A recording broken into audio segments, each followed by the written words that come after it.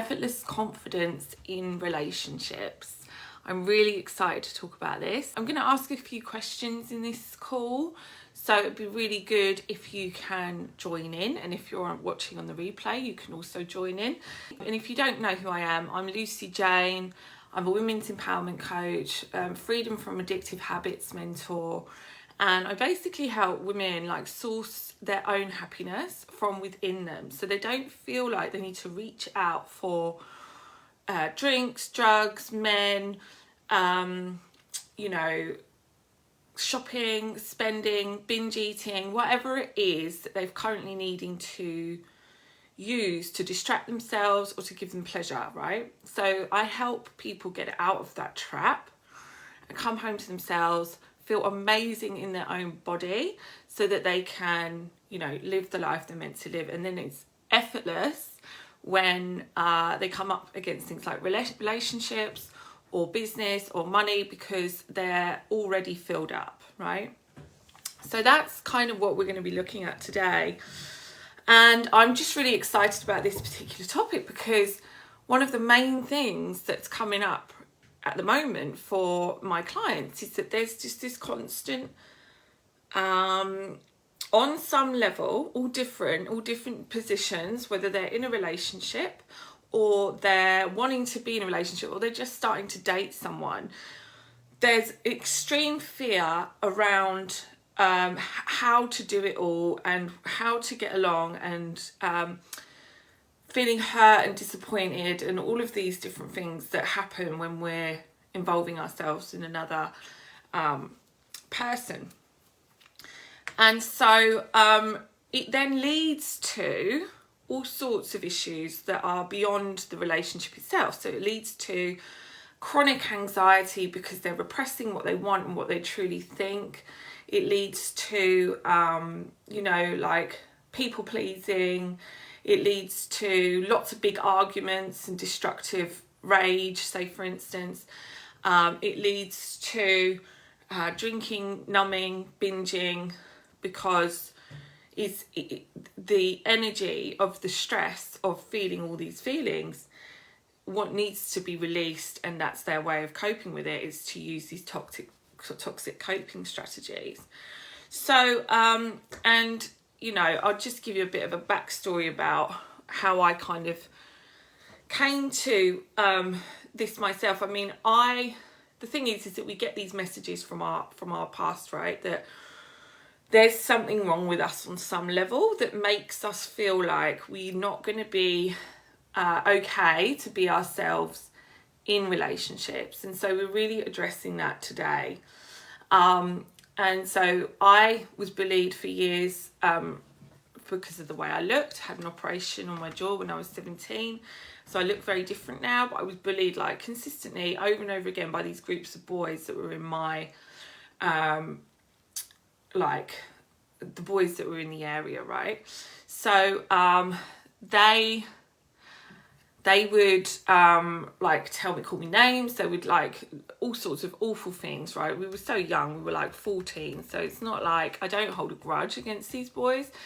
But the point is that I got consistently told on a daily basis that I was less than, in lots of horrible words, right? So and then I had a very funny rocky relationship with my father at the same time. We didn't speak for a lot of my teenage years. And so I grew up feeling like, well, I'm just not hitting the mark, right? And so then when it came to, when I had this operation and everything that changed from there, yes, my outside look, I started getting a lot more attention from men, but the patterns of insecurities, your room is purple too. Oh, great. Okay, Brie. Thanks for coming. So my patterns of insecurity and low self-esteem and how I thought about myself were all still jammed in there. So I found that it was very hard for me to keep a man, or I would fancy men that didn't fancy me, or I would I would sleep with men because that would make me feel like that was like me pleasing them. And all of this stuff. And then I had to go on this huge journey. And actually, that's why I was so addicted to drugs and alcohol, because when I drank or took drugs, I would get high, and then all of my insecurity would go away, and I would feel like I could connect with people properly because I was just able to be myself. So this huge link between my confidence in relationships and addiction was like there was my whole identity as a person who could be comfortable around other people was linked to alcohol and drugs, right? So so the reason I'm telling you this story is because if I can rise out of that, right, and have that incredibly like shit view of myself, and have that kind of reflected back to me over and over and over and over again, so it's so solidified my identity, yeah. And if I can get over that, then so can anyone get over any of their relationship patterns, right? Because now I'm in a relationship where we've been together for 6 years. He's a really decent guy. He's solid. And what's really interesting is that he's often said to me, if you'd met me when you were younger, you wouldn't have liked me, right? And he's probably true. So there's a whole other topic there around the people we go for that match the ideas that we have about ourselves, right? And so anyway, the point is we've been together for 6 years. We're in a very solid relationship. I don't have any insecurity around the relationship anymore, right? And so this progression has only happened from a few understanding, which I'm going to share with you in this call today. But the point is that anyone can change this a pattern or this feeling of insecurity in relationships. Anyone can feel confident in relationships, right? That's an absolute given, okay? And it doesn't matter what background you've come from. This can be transformed because it's actually nothing to do with who you are. It's about to do with who you think you are, okay? And it's to do with shifting your whole identity around who you think you are in relationships versus trying to behave differently in relationships, because that doesn't work, right? So let's just talk about the word confidence, because I wanted to get into why it's effortless confidence, right? It's not something you have to practice and maintain. Nothing that I teach in my work is about maintaining or practicing or having to manage yourself on any level, right? Because if you're doing that, it's never going to be sustainable. You have to actually embody a shift. And that can take a bit of time and a bit of processing, but it's not about trying to be something that you aren't, right? That doesn't work. So let's just ask, what do you think confidence, how would you know, this is a better question, how would you know if you were confident in relationships? How would that look? So I can see there's one person watching. So how would you know if you were confident in relationships? And whilst this is happening, I'm going to just tag some people. Interactive. How would you know if you were confident in relationships?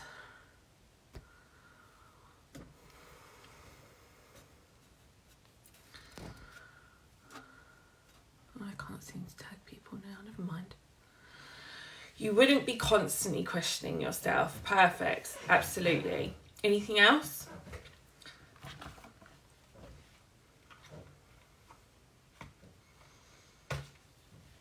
Anything else?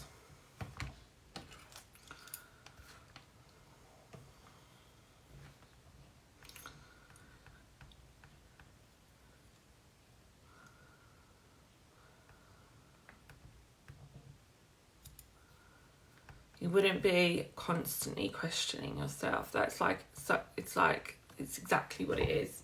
Right, so I'll read more comments if they come in now.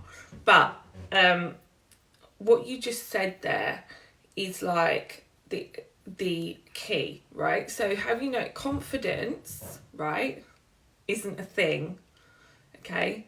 It's not something you would love yourself. Okay, lovely, yeah, lovely. I love that with question mark. You're like, would I? Yeah, no, so, okay. If you think about an area in your life that you are confident in, okay, so this could be really, really, really simple. Like, I've talked about this before when I used to teach marketing, right? Because everyone thinks about confidence as having something else, right? But actually, if you think about what confidence actually is, it's a lack of insecurity. That's basically it. It's a lack of insecurity. So you are already your true self when you're born. Yeah, babies, if you think about babies and children and toddlers, they learn insecurity as they grow up. They don't learn confidence. Confidence is innate, yeah? And it's an absence of insecurity. So when you're confident in an area, right, you're not thinking about, oh, I'm so bloody confident. You're not like walking around like, I'm just exuding confidence today, right? You're aware maybe that you're not feeling insecure, but most likely you're not really aware about it at all. So when you think about just doing something really like average, I don't know, say for me, I was a hairdresser, right? So I used to just do hair all day long. I was super confident in it. I just didn't have any thinking around it whatsoever. I could do it. I could create, I could just highlight people's hair, didn't even have to think, right? Anything you do on autopilot basically is confident. Yeah, like that's what confidence actually is. It's an absence of insecurity. So that first thing that you said, you wouldn't be constantly questioning yourself, is the key. Now most people think about confidence as something that you need to become, right? That you need to add on and that you need to build, right? And that metaphor, the words of like things like build, it messes with you, because then it feels like you have to add stuff. And when you're adding stuff, what are you doing? You're having to be in your head, and you're coming from a place of, I'm not already enough, okay? So really, the goal to be confident in relationships is exactly what you said. It's about removing the questioning. It's not about how you show up. It's not about how you behave. It's not about being all the things that you imagine. All of those things that you imagine a confident person to be. It might be outspoken. It might be playful. It might be saying whatever they want. They're not thinking about that, right? They're not like in their head thinking, what's the best next thing I'm going to say that will make me confident, right? I'm glad it's resonating, Brie. Yeah, right? So they're not thinking about that. They're just that, okay? And that's what I point people to. You're never having to add stuff. You're always taking it away when it comes to who you are, because underneath the questioning, underneath the insecurity, underneath the wondering if they're going to call, and or like if you've said the wrong thing, underneath all of that thinking, which is just it's just like automatic thought, right? It's just thoughts that we buy into and believe that we need because there's some kind of purpose for it, like worrying, right? We think there's a purpose to that. All of that, like in order to like control ourselves, all of that is what needs to go. And that is literally it. Who you are underneath is already perfect. It's already enough. Your spirit is already beautiful. It's loving. It's playful. It's happy. It's confident. It doesn't need anything from anyone. It already has those qualities, right? But when you're trying to be something, you're automatically not going to be accessing that, right? So that's the first thing. Effortless confidence means effortless because it's literally who you are underneath the insecurity, okay? So that's the first point. But then how do you get there, right? So how do you get to this place of effortless confidence? Well, this is why all the behaviour advice really annoys me when you see it online. It's like, stop overthinking, just enjoy yourself. You know, you get all this kind of information like, just, you know, don't text that person, or don't, And like for me, it was like I could see it out. It's the same as doing willpower with anything, right? Willpower to do anything. Like, so it could be you're trying to quit smoking, or you're trying to quit drinking, or you're trying to quit binging, and it's like, right, I'm just going to not do it, right? I'm just going to not do it. And so you just like, right, that's it. And then you can hold that for a very short period of time. But when you get triggered, you go back to square one and you're in exactly the same place again, right? So this is exactly the same thing, right?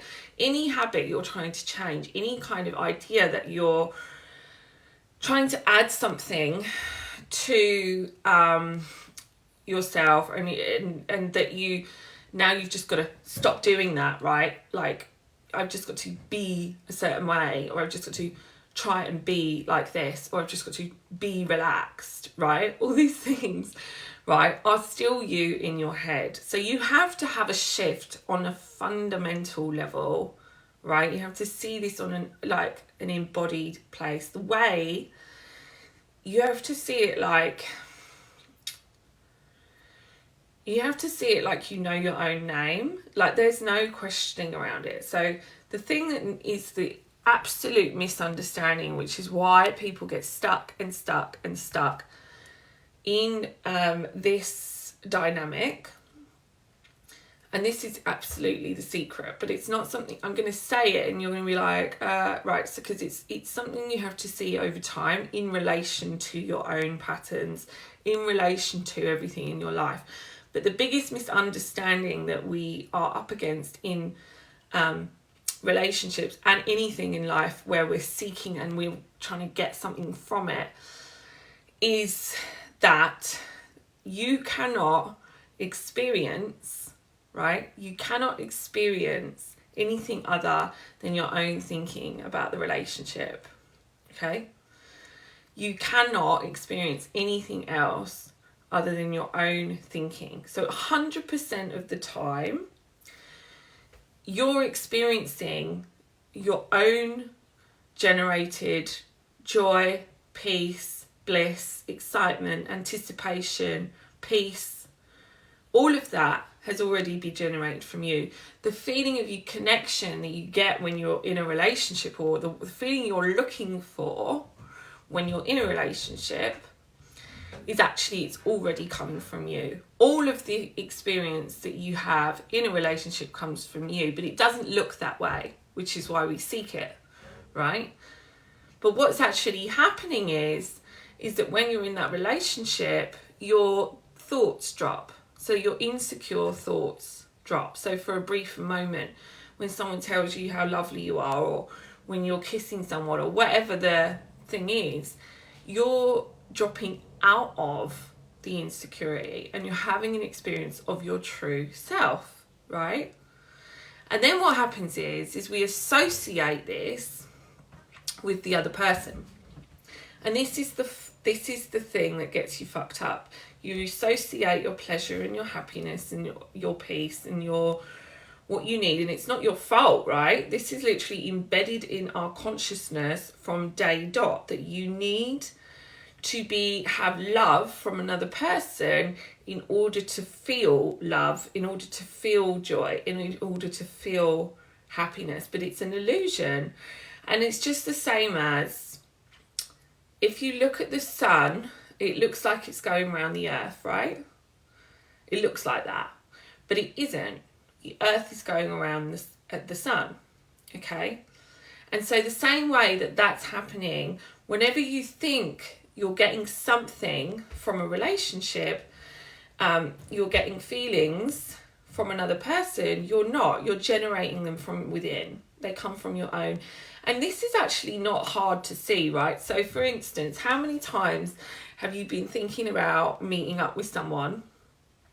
Say you're going on a date, something like this, and you get really excited and you imagine it and you're like, oh my God, and I'm going to see them, and all of that feeling is coming from you, right, in that moment, but you think it's coming from somewhere out there, right? You think it's coming from the time in the future when you've met up with this person, or going on this date, right? It's not. It's coming from you in that moment, because then how many times did that person cancel, right? Or You go on the date and they're not, like, it just isn't that fun, or you have an argument with the person that you were excited to see. Any of these things, right? That shows you that your experience when you were excited and you were peaceful and you were in this anticipation of the future event, all of that feeling came from you. It was never coming from the event. And it's the same.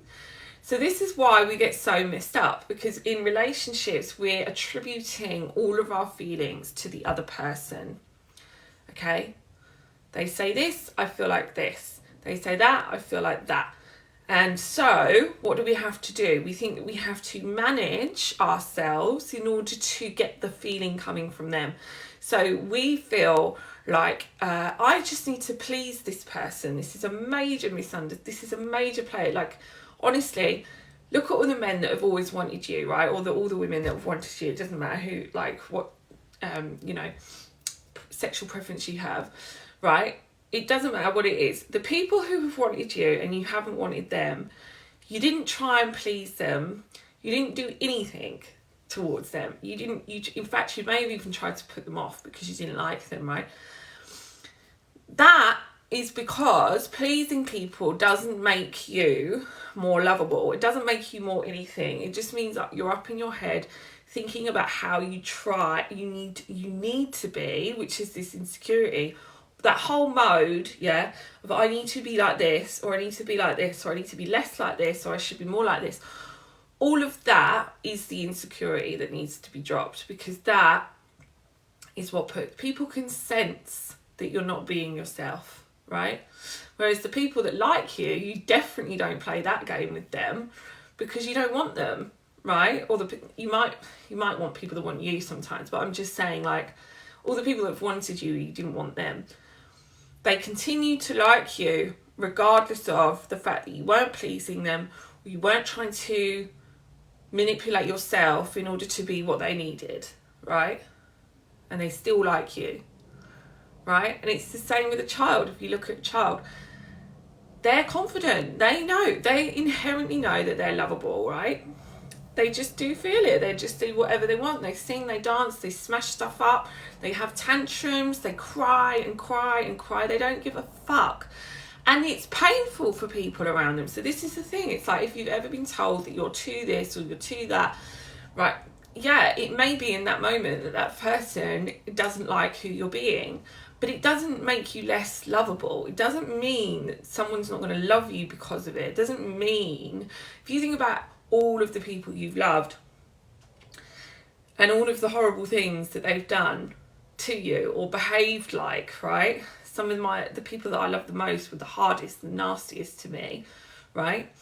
And, they still love you anyway, right? You still love them anyway, sorry. You still love them anyway. So you don't need to alter yourself, okay, number one. Number two, you definitely don't need to alter yourself anyway, because you don't actually need to get the feelings of peace and joy and confidence, the peace and the joy and the happiness and the bliss and the connection and the feeling of sexiness and the feelings of, being satisfied, yeah. All of that's already coming from you, and it can take a while to see that, where it's not just an idea, and it can take a while to actually embody that, but that's what's actually going on. And when you're in that place, you are your most attractive, you are the most you are most true to yourself, you're most in alignment with yourself, and so people respond to that, right?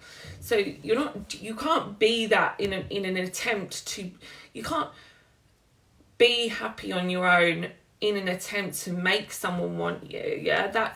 It won't work, because you're still in some illusion that you need this person to fill you up, right? You have to actually get to that place, and the beauty of that is that everything you do from that place will be kind, will be loving. You won't be so triggered by what people do. You won't take it personally every time someone behaves in a negative way, because you will see that just like you, everything's coming from you, all the bad feeling, all the good feeling for you is coming from you, all of theirs is coming from them as well, right? So there's this beautiful harmony. Two separate beings can be together because they want to be together, but it's not coming from this needy, codependent, like,